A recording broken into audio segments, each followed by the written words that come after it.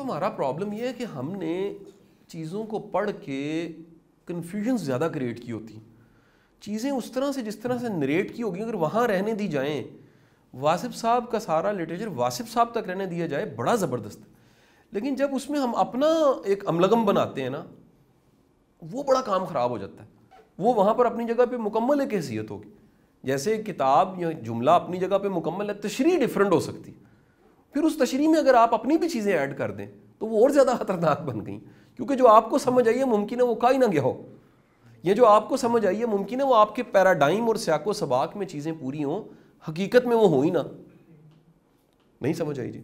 चल मिसाल लीजिए, आपकी उम्र कितनी है इस वक्त? एज 39 एज है, मेरी 41 है। हम यार अपनी ज़िंदगी को 39 और 41 की एज के साथ ही देख सकते हैं, हम 70 साल की उम्र के साथ नहीं देख सकते।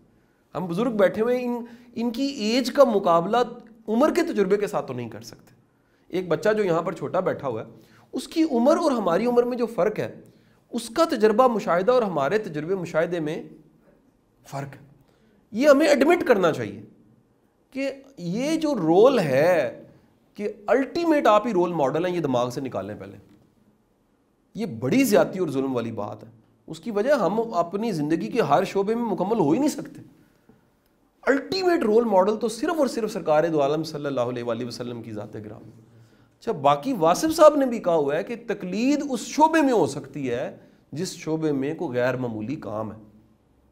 हर शोबे में तकलीद सिर्फ एक ही ज़ात की हो सकती है, यानी फॉलो करना हर शोबे में एक ज़ात को, तो वो सरकार दो आलम सल्लल्लाहु अलैहि वसल्लम की ज़ात।